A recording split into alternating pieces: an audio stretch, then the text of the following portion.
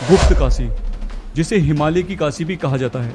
महादेव का यह धाम अपने नाम की ही तरह कई गुप्त रहस्यों को अपने अंदर समेटे हुए है और इन सभी रहस्यों की पूर्ण जानकारी मैं आपको इस वीडियो में बताने वाला हूं। तो चलिए आपको लेके चलते हैं महादेव के उस अत्यंत महत्वपूर्ण और दिव्य स्थान की यात्रा पर, जो स्थान पांडवों के लिए उनकी मोक्ष प्राप्ति का अंतिम चरण था। जिसके बाद भगवान शिव ने पांडवों को पंच केदार स्वरूप में प्रकट होकर दर्शन भी दिए और उनका उद्धार भी किया। वैसे तो भारतवर्ष में 3 काशियां प्रसिद्ध है, जिसमें से काशी विश्वनाथ जो वाराणसी में है उसे प्रमुख माना गया है और अन्य 2 काशी देवभूमि उत्तराखंड में स्थित है। पहली काशी विश्वनाथ उत्तर काशी में स्थित है। यह शिवलिंग स्वयं प्रकट हुआ था, इसलिए इसे प्रकट काशी भी कहा जाता है। और दूसरी काशी है गुप्त काशी, जहां आज मैं आपको दर्शन कराने लेकर आया हूं। हिंदू धार्मिक ग्रंथों में इस स्थान को बहुत ही महत्वपूर्ण माना गया है। गुप्त काशी 4 धाम यात्रा सहित केदारनाथ यात्रा का भी एक बहुत ही मुख्य पड़ाव है। यहाँ 2 प्रमुख मंदिर हैं, पहला विश्वनाथ मंदिर और दूसरा अर्धनारीश्वर मंदिर, जिनके दर्शन मात्र से शिव भक्त परम आनंदित भी होते हैं, साथ ही अपनी आगे की सुरक्षित यात्रा का आशीर्वाद प्राप्त कर केदारनाथ को प्रस्थान करते हैं और यात्रा को ठीक उसी क्रम से पूरा करते हैं जिस क्रम से पांडवों ने किया था। गुप्त काशी धाम की पौराणिक कथा और ग्रंथों में लिखे इतिहास को जानने से पहले आइए जानते हैं यहाँ पे आसानी से पहुंचा कैसे जाए। तो किसी भी बड़े शहर से अगर आप आ रहे हैं तो आपको सबसे पहले दिल्ली पहुंचना होगा। बाई ट्रेन या बाई फ्लाइट से आप डायरेक्ट ऋषिकेश भी पहुंच सकते हैं, नहीं तो आप हरिद्वार से 500 से 700 रुपये का बस का किराया देकर 6 घंटे में सीधा गुप्त काशी पहुंच सकते हैं। टैक्सी अगर अफोर्ड कर पाओ तो 4 से 5 लोगों का किराया आपको 5 से 8 हज़ार तक देना होगा। अगर आप पर्सनल व्हीकल से आ रहे हैं तो सबसे बेस्ट, बस आपको डिस्क्रिप्शन में दिए गए मेरे इजी रूट मैप को फॉलो करना है और खूबसूरत वादियों के नज़ारों का भरपूर आनंद लेते हुए ये रास्ता आपको सीधा मंदिर तक पहुंचा देगा। केदारनाथ 100 किलोमीटर, गुप्त काशी 47। सड़कें तो आपने देख ही ली हैं, सब जगह ऐसे ही हैं।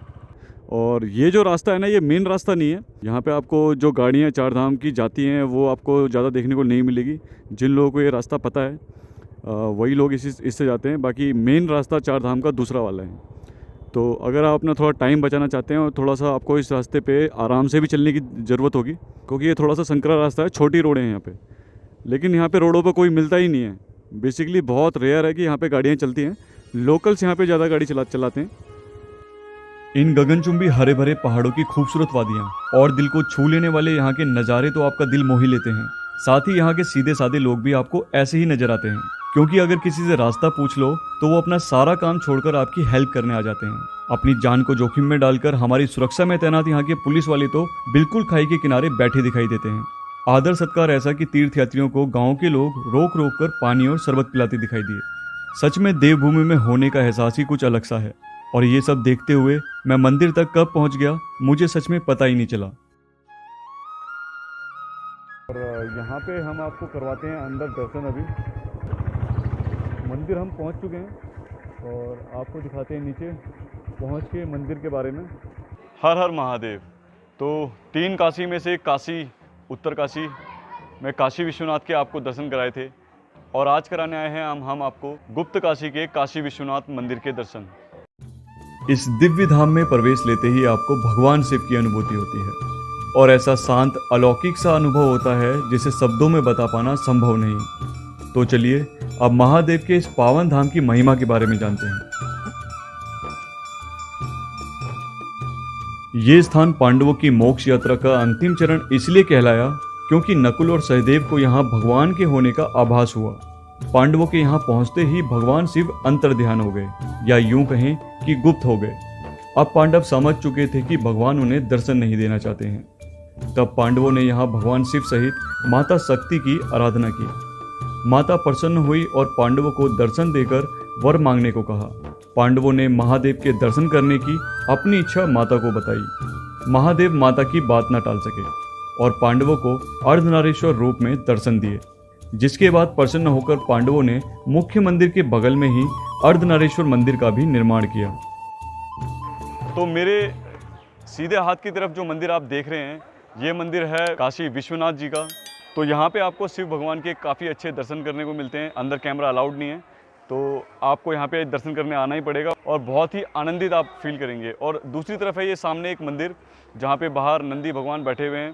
ये अर्धनारीश्वर मंदिर है जहाँ पे भगवान शिव और पार्वती दोनों एक ही स्वरूप में आपको देखने को मिलते हैं।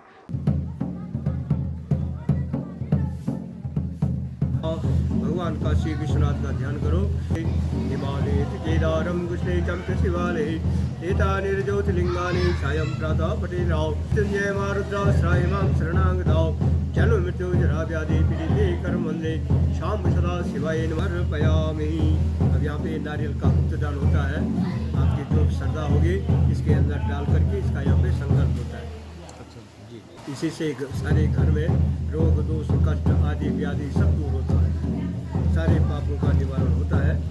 दर्शन कर सकते हैं। ब्राह्मण दक्षिणा ये तो गुप्तदान है। भोजन दक्षिणा अगर है श्रद्धा तो दे दीजिए, नहीं तो कोई नहीं। माता पार्वती ने भगवान शिव को पति रूप में पाने के लिए कठोर तपस्या की। तपस्या से प्रसन्न होकर भगवान शिव ने माता को दर्शन दिए और उनसे वर मांगने को कहा।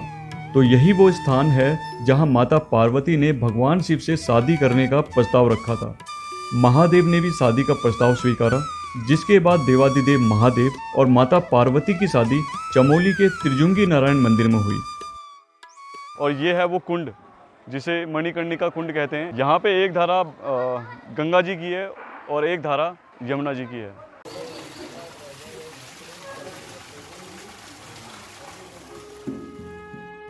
मुख्य मंदिर के ठीक सामने ही एक पवित्र कुंड है जिसे मणिकर्णिका कुंड कहा जाता है।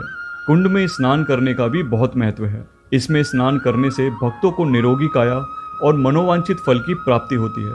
पर इस अद्भुत कुंड का रहस्य हर किसी को आश्चर्य में डाल देता है, क्योंकि कुंड में एक तरफ गौमुख से यमुना जी और दूसरी तरफ हाथी मुख से गंगा जी की जलधाराएं अनंत काल से निरंतर बह रही हैं। इन जलधाराओं का उद्गम कहाँ से होता है ये कोई नहीं जानता, और दोनों ही पवित्र नदियां मंदिर से बहुत ही अलग दिशा में बहती हैं। साथ ही ये कुंड ना तो कभी भरता है और ना ही कभी खाली होता है। इसका जल स्तर हमेशा समान बना रहता है। बड़े से बड़े वैज्ञानिक भी इस रहस्य को आज तक नहीं सुलझा पाए हैं, और यही कारण है कि आज का आधुनिक विज्ञान भी भगवान के ऐसे चमत्कार को बारंबार नमस्कार करता हुआ नजर आता है। तो अभी हम गुप्त काशी के काशी विश्वनाथ मंदिर में हैं और यहाँ की महिमा के बारे में जानते हैं यहाँ के मुख्य पुरोहित जी से। महाराज जी, आपका नाम क्या है? मेरा नाम जयप्रकाश शुक्ला। जयप्रकाश शुक्ला जी। महाराज जी, आप इस मंदिर के स्थान, इस स्थल के बारे में, इसकी महिमा के बारे में कुछ हमें हमारे दर्शकों को बता सकते हैं? बताएंगे, जरूर बताएंगे।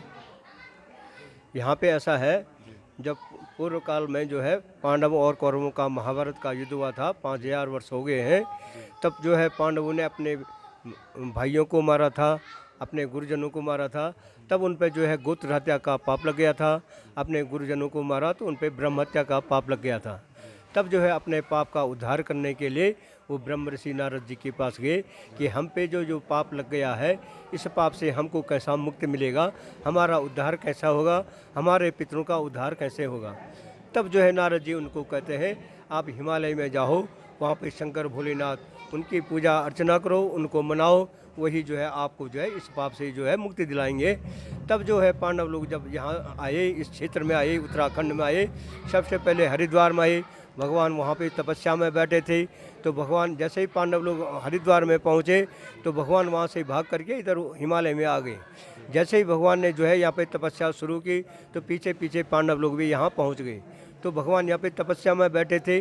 भगवान पांडवों को दर्शन नहीं देना चाहते थे, क्योंकि उन पे जो है ब्रह्म हत्या का जो पाप लगा हुआ था। भगवान इसलिए उनको दर्शन नहीं दिया। भगवान यहाँ पे जो है अंतर्धान हो गए, गुप्त हो गए। तब जाके इस जगह का नाम गुप्त काशी पड़ा। जब गुप्त हो गए तब भगवान ने उनको जो है, पांडवों ने इसके बाद जो है हजारों वर्ष तक जो है तपस्या किया है। भोलेनाथ का है यहाँ पे। भगवान भोलेनाथ यहाँ से अंतर्धान होकर के केदारनाथ में चले गए। पांडवों ने यहाँ पे तपस्या करके अपने पितरों का तर्पण किया, गुप्त दान किया। फिर पांडव लोग भी जो है पीछे पीछे जो है हिमालय केदारनाथ में पहुँच गए। भगवान ने देखा कि ये पांडव लोग तो मेरा पीछा करते करते यहाँ तक पहुँच गए। भगवान ने जो है पांडवों को दर्शन नहीं देने चाहते थे। तब जो है भगवान ने छल किया वहाँ पे जो है हजारों भैंस उत्पन्न हो गए। कई हजार भैंस उत्पन्न हो गए, जिससे जो है पांडवों का रास्ता जो है अवरुद्ध हो गया। पांडव लोग जो है ऊपर नहीं जा पाए।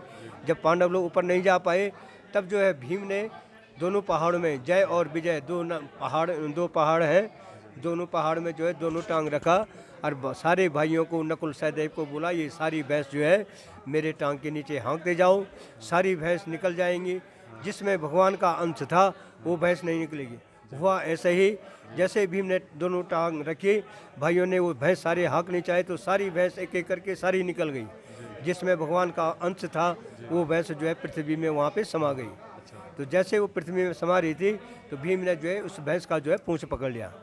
पूंछ पकड़ के भगवान ने उनको वहाँ पे जो है लिंग रूप में दर्शन दिया और उनको आकाशवाणी किया है, हे पांडवों, आपको जो है यहाँ पे मैं आप मुक्त हो गए, आप पाप से मुक्त हो गए, आप मेरे लिंग पे घी मलो, आपको जो है आपके पूर्वज ही मुक्त हो गए, आपको भी इस पाप से जो है मुक्ति मिल गई। तब जाके पांडवों ने है उस लिंग की पूजा अर्चना की, लिंग पे घी मला। घी मलने का ही सबसे बड़ा मातम है वहाँ पे। पापो हम पाप कर्मा हम पापात्मा हम पाप संभव त्राई माम पार्वती नाथ सर्व पापो हरो हरो। घी मलने का सबसे बड़ा महात्म्य है केदारनाथ के लिंग पे। जी हाँ। तब पांडवों ने जो है घी मल करके उस लिंग का जो है पूजन अर्चन करके, पंचामृत से पूजन अर्चन करके मंदिर की स्थापना की। बस वहीं से पांडव लोग जो है एक एक करके जो है अंतर्धान हो गए, स्वर्ग को चले गए, मोक्ष की प्राप्त हो गई। मंदिर के प्रांगण में ये कुंड है, इस कुंड के बारे में थोड़ा सा बताइए। एक कुंड ऐसा है उसी जन्म का है, पहले से है। जब शंकर भोलेनाथ जो है यहाँ पे जो तपस्या में बैठे थे, माता पार्वती उनकी सेवा में लीन थी। जब सेवा में लीन थी तो यहाँ पे पानी का अभाव था। पानी का अभाव था तो माता जी ने जो है भगवान भोलेनाथ से आराधना किया कि पानी की अभाव है। तब भगवान भोलेनाथ की कृपा से ये दो धारा यहाँ पे उत्पन्न हुई। एक गंगा जी है, एक जमुना जी है। ये गंगा जमुना जो है उसी समय से यहाँ पे बराबर चलती रहती है। इसी गंगा जमुना है। इस कुंड का नाम जो है मनकर्णिका कुंड है। मनकर्णिका कुंड। इस कुंड में स्नान करने से जो है मन को शांति मिलती है, सारे पाप धुल जाते हैं, मनोकामना परिपूर्ण हो जाता है। आपका बहुत बहुत धन्यवाद पुरोहित जी। तो इस मंदिर के बारे में जैसे आपको महाराज जी ने बताया कि ये मंदिर तभी का है जब पांडव भगवान शिव की खोज में निकले थे और शिव भगवान पांडवों को दर्शन नहीं देना चाहते थे। और आप इस मंदिर की भव्यता को देखिए। ये मंदिर पांडवों ने स्वयं अपने हाथों से बनाया है और यहाँ जो शिवलिंग उपस्थित हैं वो स्वयं दर्शन हैं भगवान शिव के। और साथ ही अंदर के दृश्य तो हम आपको दिखा नहीं सकते क्योंकि अंदर कैमरा अलाउड नहीं है। तो आप अगर यहाँ पे आते हैं तो सच में आप प्रसन्न एकदम हो जाएंगे, आपको अनुभूति होगी, भगवान को आप फील कर सकेंगे। मुझे तो काफ़ी अच्छा लगा दर्शन करके। इसकी बनावट हम आपको ज़रा दिखाते हैं पीछे से। तो ये बिल्कुल केदारनाथ धाम की तरह ही है। पीछे से ये बिल्कुल केदारनाथ धाम की तरह लगता है और ऐसा ही मंदिर वहाँ पे पांडवों ने केदारनाथ धाम में भी बनाया है ना। हर हर महादेव। ऐसा विश्वास है कि सच्ची श्रद्धा भाव से गुप्त काशी दर्शन को आने वाले सभी भक्त अपने पापों से मुक्त हो जाते हैं और महादेव के आशीर्वाद से जीवन में हर समय एक आंतरिक शांति का अनुभव करते हैं, ठीक वैसे ही जैसे पांडवों ने किया था। तो केदारनाथ यात्रा से पहले आप गुप्त काशी दर्शन करने जरूर आएं। आशा करता हूं आपको वीडियो से बहुत कुछ जानने और सीखने को मिला होगा। तो वीडियो को लाइक करके अपने परिवारजनों के साथ जरूर शेयर करें और कमेंट बॉक्स में हर हर महादेव जरूर से लिखें। तो अगली वीडियो में मैं आपको लेके जाने वाला हूं बाबा केदारनाथ धाम के दर्शन कराने। अगर आपको वीडियो पसंद आई हो तो वीडियो को एक लाइक जरूर से करें। आपके कोई सुझाव भी हो तो वो भी हमें कमेंट बॉक्स में जरूर बताएं। तो मेरी भारत यात्रा को सपोर्ट करने के लिए चैनल को अभी सब्सक्राइब करके बेल आइकन को ऑल पे जरूर सेट करें। हर हर महादेव। ओम नमः शिवाय।